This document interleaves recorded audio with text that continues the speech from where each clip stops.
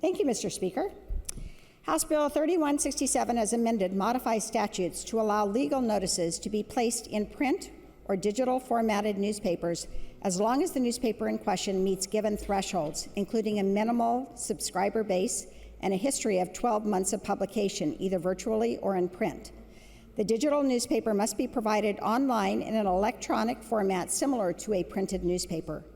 Requirements for the subscriber base and the 12-month publication history can be suspended for up to 12 months in the case where the best-suited newspaper has ceased operations and no other suitable newspaper is published that provides a reasonable alternative.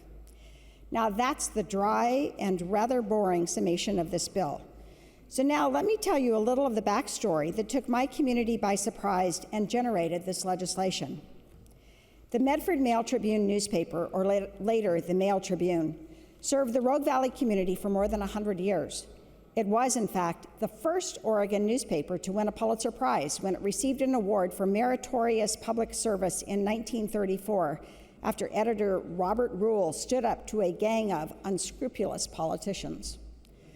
The newspaper was printed and delivered to or near my house every morning. But in August 2021, the paper began publishing in virtual form 3 days each week with 4 printed papers. And then on September 21st of last year, the paper gave readers 9 days' notice that it was moving to full online publication with no printed paper.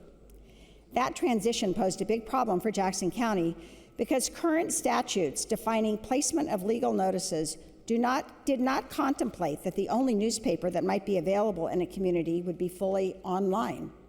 Accordingly, the county was forced to resort to placing important legal notices, county-wide legal notices, in the Rogue River Press, a weekly paper that covers a fraction of the county.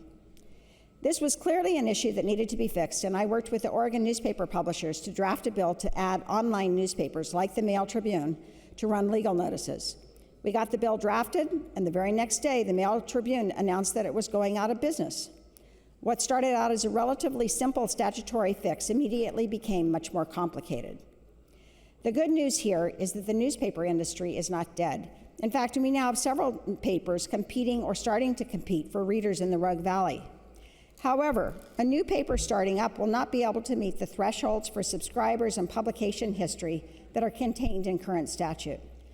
Accordingly, we have amended this bill to allow those requirements to be suspended for as long as 12 months when an existing paper has gone out of business and no other suitable paper is published, which affords a reasonable alternative.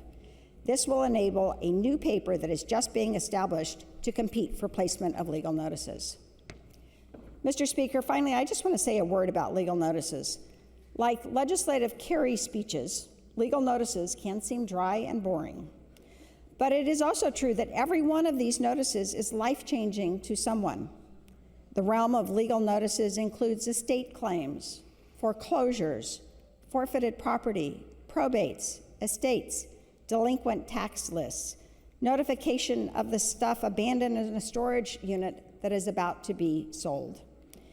In short, legal notices warn the governed when the government is about to take action that could affect life, liberty, or pursuit of happiness.